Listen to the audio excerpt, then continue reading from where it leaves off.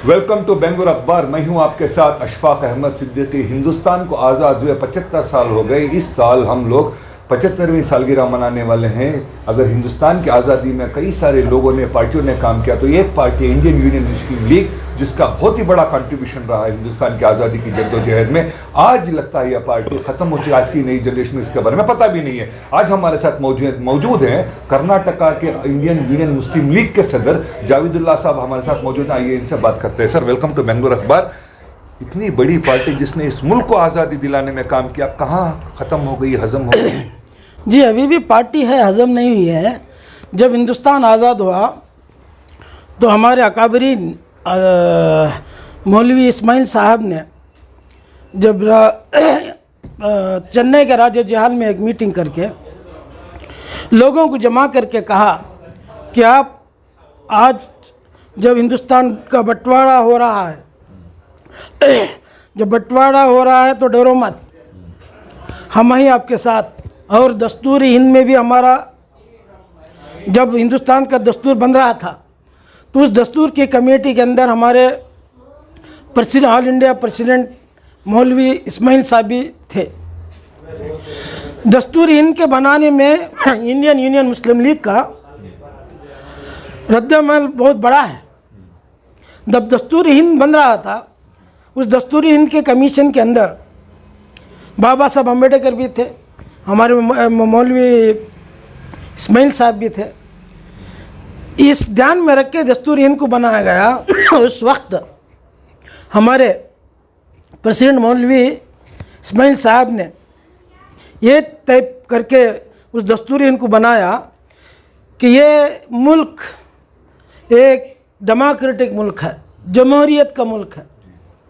इस मुल्क के अंदर कई लोग बसते हैं। इस देश का संस्कृति अलग है। वो उसको ध्यान में रखते हुए फंडामेंटल राइट्स और जो है कॉन्स्टिट्यूशन को बनाया गया। उस वक्त से लेकर 1948 से लेकर अब तक भी पार्लियामेंट के अंदर IUML का नुमाइंदगी बरकरार है, अब तक भी बरकरार है। आज़ादी मिलकर 75 साल हो गए कमोबिश, अब तक भी हमारे नुमाइंदे हैं। सर, जब मुल्क का बंटवारा हुआ उस वक्त IUML को एक डिसॉल्व करने के लिए कहा गया तो कुछ लोग रह गए, कुछ लोग चले गए यहाँ से, तो इसके बारे में क्या इन्फॉर्मेशन? नहीं, वो इंडियन, जब आज़ादी हुआ हिंदुस्तान का तो जिन्ना साहब का जो पार्टी थी वो अलग पाकिस्तान चले गई। जब यहाँ पे हमारी इंडियन यूनियन मुस्लिम लीग जो है वो हिंदुस्तान की जमहूरियत को ध्यान में रखते हुए इस पार्टी को बनाया, ताकि उसी वक्त 1948 में मौलवी इस्माइल साहब ने सोचा था कि आने वाले हिंदुस्तान के अंदर, आने वाले दिन के अंदर अगर हिंदुस्तान की एक पॉलिटिकल पार्टी नहीं होगी, हिंदुस्तान का पॉलिटिकल प्लेटफॉर्म नहीं होगा, तो अगर इस हिंदुस्तान के अंदर हमारा हक नहीं मिलेगा। इंडियन यूनियन मुस्लिम लीग पार्टी यही चाहती है कि हमारा मकसद एक ही है कि हमारा हक मिल जाए और ताबेदारी के साथ ज़िंदगी ना बसर करे, ताबेदारी, साझेदारी के साथ ज़िंदगी बसर करे। सर, इंडियन नेशनल कांग्रेस उस वक्त जो आज़ाद की हिंदुस्तान के काम की, जिसमें काफ़ी सारे बड़े बड़े सरदार पटेल, नेहरू, ये सब हुआ करते थे, साथ में IUML भी उन्होंने काम किया है। क्या आपको लगता है कि ANC जब हिंदुस्तान में सरकार बनाई उसमें यह मर्ज हो गई, उसमें ख़त्म किया? हिंदुस्तान की जो कांग्रेस है, कांग्रेस इंदिरा बन गई, उसने इसको टेक ओवर करके इसका नहीं, उसी जब नेहरू थे उसी वक्त में जो है या इंडियन यूनियन मुस्लिम लीग को बढ़ने के लिए नहीं दिए कांग्रेस, क्योंकि एक ही उनको मकसद, वो देख रहे थे कि आगे का, सोच रहे थे कि आगे अगर ये पार्टी वजूद में आएगी, उभर के आएगी, तो उरूज में आ जाएगी तो हमारे लिए ख़तरा है।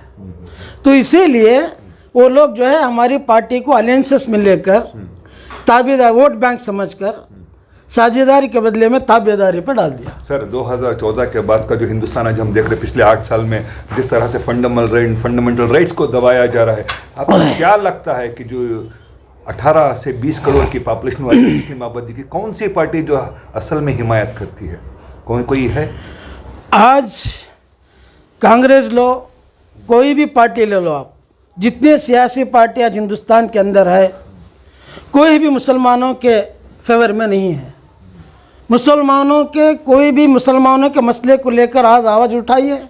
कहीं आप देखें दिल्ली के अंदर एक पुलिस ऑफिसर को रात रात किडनैप करके मारा जाता है, कत्ल की जाती है।